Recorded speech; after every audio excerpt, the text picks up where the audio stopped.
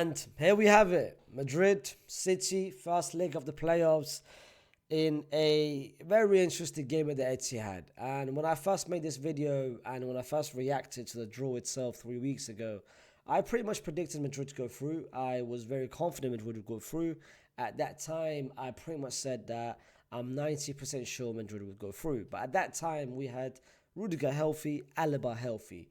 3 weeks later, as of right now, tomorrow's the game, Rudiger's out, Alaba's out. So it does change a lot of my predictions, especially the percentage whether Madrid will go through or not. But in this video, listen, let's chat about it. Let's chat about the game itself. Let's chat about the potential lineups for both teams. Let's chat about the matchups, which will be quite interesting for both parties. But most importantly, let's chat about the prediction itself. Before we start, don't forget to like the video, subscribe to the channel if you're new, and of course, comment your own thoughts about the game and what your predictions are for tomorrow's game. Listen, City, Real Madrid. City, we all know how bad they were from October to September to November to whatever, December. They were bad. At one point, they only won one game out of 15. They kept losing games back to back, the bottle jobs and everything. And even if you actually deep it, even Jan itself looked positive. Of course, the W's, it puts into perspective how good they were. But in reality, it still wasn't the most convincing and dominant of cities. Like the game against Leicester, I watched that game. They were fortunate to win 2-0. West Ham are just bad. Salford, come on, my brother. Put the League 2 in the bag. Brentford, they bought the 2-0 lead. PSG, they bought the 2-0 lead. They lost 4-2. Chelsea, Club Brugge, they were 45 minutes away from literally getting knocked out from the Champions League. Arsenal, they lost 5-1, fam. They lost 5-1 to Arsenal. And Leyton Orient, a League 2 side, they were literally down in the first half 1-0.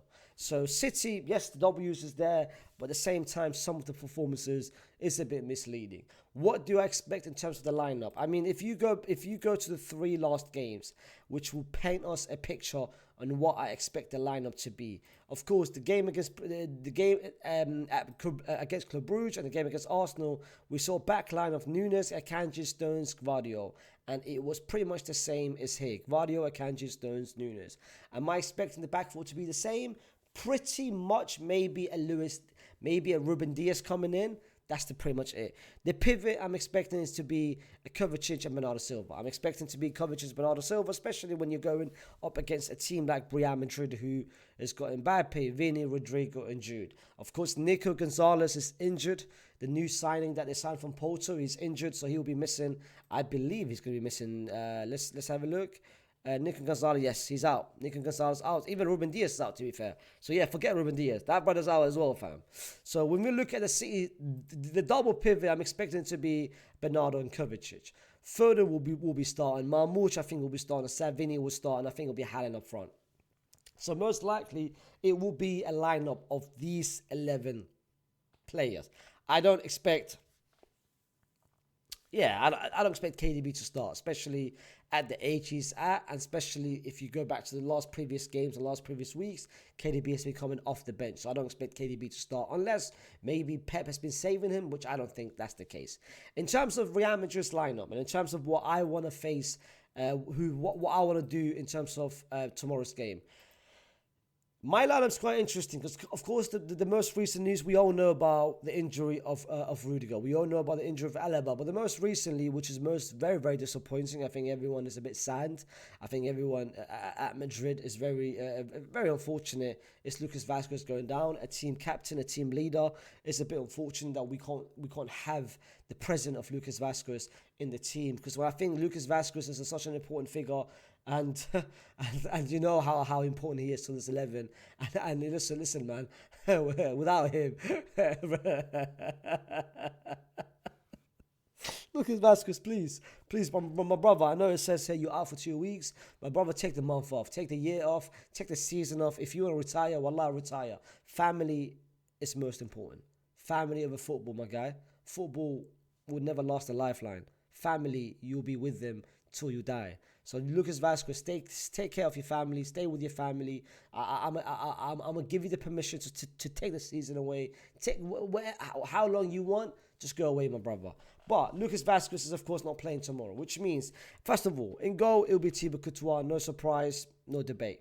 Right back, with the news of Lucas Vasquez not being there, it will be Fede Valverde. The two centre-back, it will most likely be the partnership of Raul and Tchouaméni. Both of them did very well. Both of them did very, very, very well against Atleti, specifically Tchouaméni. So it'll be quite interesting to see what Tchouaméni is going to be doing in tomorrow's game. But most importantly, what Raul is going to be doing. Because I think Raul, every challenge which he's faced this season, he's actually done amazingly. He went to Anfield against Liverpool, did well. The game against Atleti in the weekend, he did pretty well. So now this will be most likely his toughest challenge yet, because the attackers of Antoine and Alvarez didn't really threaten him that much. Darwin Núñez is similar. It didn't threaten him. But now he's going up against, arguably, as a lot of people say, the best striker in the world in Erling Haaland. It's going to be interesting to see what these two and how these two are going to be defending against him, especially when Marmoush also goes centrally as a second striker, shadow striker. On the left-hand side, Fran Garcia started last game against Atleti. I don't expect him to start this game. Most likely, it will be Ferland Mendy starting that game. So I think the back line will be this. In terms of going forward, of course, it will be, I mean, listen, Rodrigo is going to be there. Mbappe is going to be there. It's going to be the usual trio of Real Madrid. Let me just put them out there and let's just get out of the way. Let's just get out of the way. And let's just get this one out of the way as well. And that is, of course, Mr. Jude Bellingham. Let's just get out of the way. Yeah? Then that leaves us with two positions. That is Dani Ceballos, Luka Modric, and of course Camavinga, who got 30 minutes of action since his return against Atleti, and he looked pretty decent. We are now going to Etihad, and in terms of Etihad, what are we going to be expecting? We're going to be expecting the Savinhos, which Savinho will be facing someone like Fede Valverde, whether he plays on the left or on the right. We're going to be expecting a Marmoush. Marmoush most likely will play centrally, and we're expecting a Felipe Foden as well. For tomorrow's game, I'm going to be real. I want Camavinga. I know he's just come back from an injury. I still want Camavinga. And the person next to him, what I want, give me Dani Ceballos, who's been Real Madrid, most likely the most improved player of Real Madrid so far this season. So this is the lineup which I want Real Madrid to face before tomorrow's game against City. I think this lineup, it gives us a lot of things. It gives us the security on the right-hand side with Fede Valverde, not Lucas Vasquez.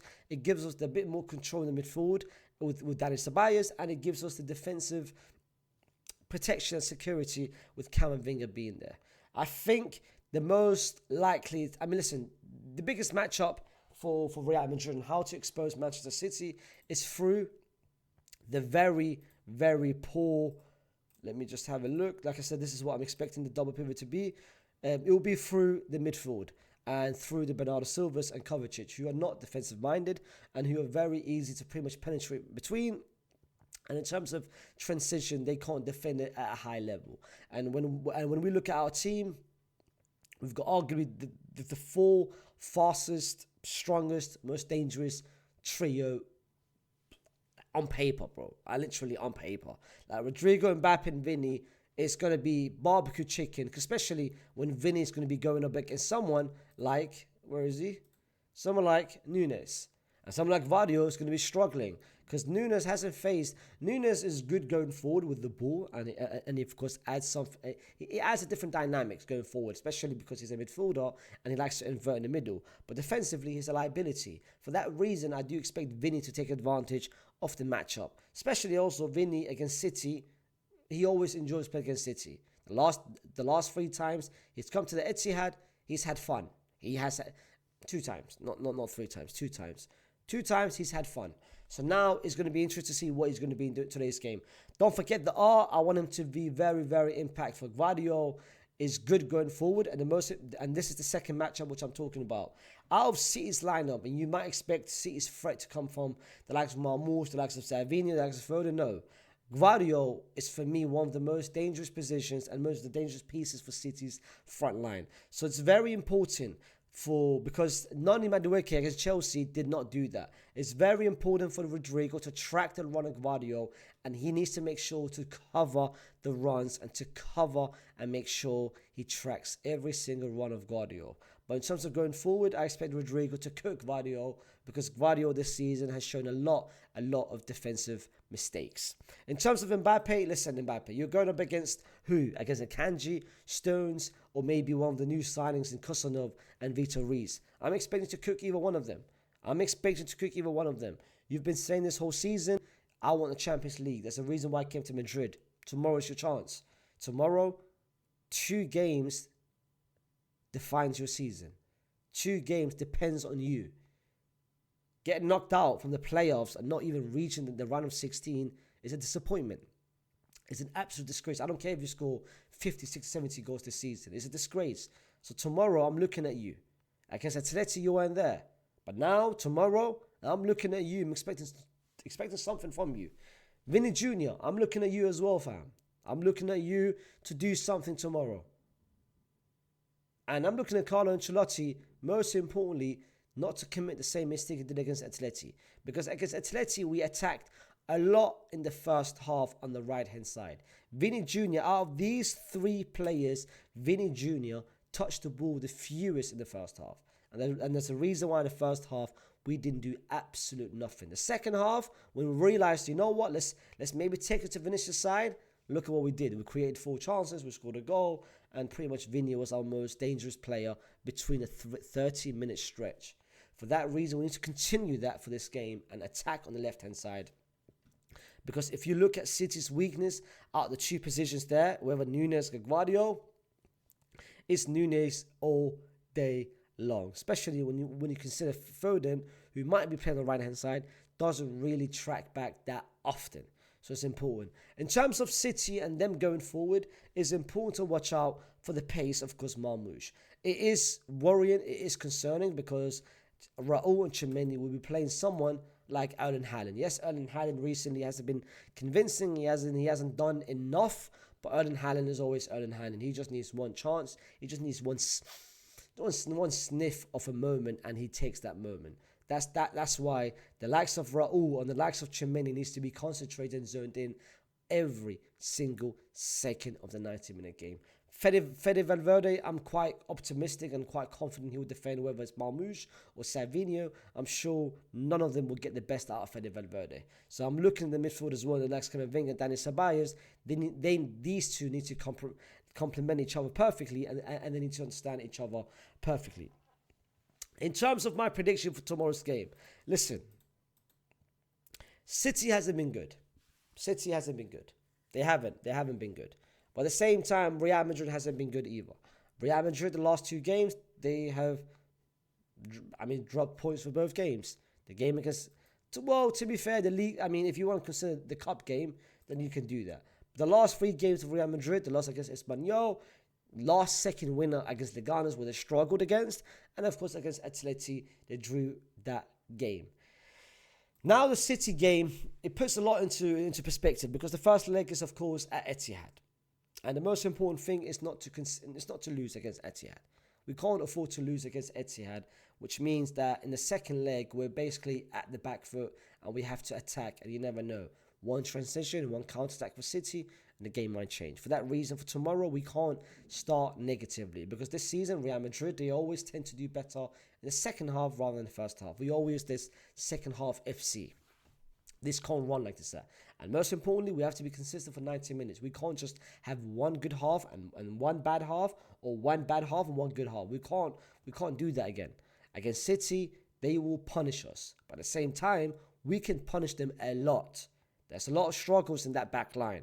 There's a lot of miscommunication in that back line. Even the goalkeeping situation, whether it's Ortega or Edison. But most importantly, it's the space and it's the space between the defense and the midfield, which will be wide open for our players to expose. I am going with a Real Madrid win tomorrow. I do think Madrid has got what it takes, and I do think some of the players, the likes of Mbappe, the likes of Vinny, has got a lot to prove for tomorrow's game. Specifically Mbappe, who as of right now hasn't given us any sort of Champions League moment. There hasn't been a Champions League moment for Kylian Mbappe. He said it himself, I want the Champions League. I want to win it. That's why I came to Madrid. Then tomorrow, show us why you want to win it. You going up against your rival, your arch nemesis, and Haaland. My brother, tell Haaland the level between me and you is night and day. So tomorrow, I'm looking at Kylian Mbappe, who needs to be the most important player on that pitch, who needs to zone in and who needs to contribute. Vinny is the same situation. I expect it now from you tomorrow. But most importantly, Madrid would win tomorrow. Put down in the comments what you guys have for tomorrow's game, what your predictions are for tomorrow's game, whether you think I'm being a bit too optimistic, and what you think will happen tomorrow. A very quick disclaimer, I will not be doing a watch along for tomorrow's game. I am recording this video on a Sunday. If you guys don't believe me, well, my phone is not here. I mean, can you guys see it? No. Yes, you can. Look at this. I'm recording this video on the 10th. You guys see this? On the 10th. The 10th is Sunday. I'm recording this video raw, fam. Actually, no. I'm recording this video on a Monday, 2 a.m. My flight is literally a couple hours away. I'm going to be flying to Qatar for the whole week for SDS Match for Hope. For that reason, I will not be doing a watch along. I will be doing a review. I'm going to be watching the game, of course, and I'll be giving my opinions after the game. But in terms of an actual watch along, that's not going to happen in the first leg. I'll be there in the second leg. Guys, hopefully, and I repeat, hopefully, this team doesn't embarrass us. And hopefully, we can pick up 3 points, which I do think we can pick up a win and then take it to Santiago Bernabeu. Let's see.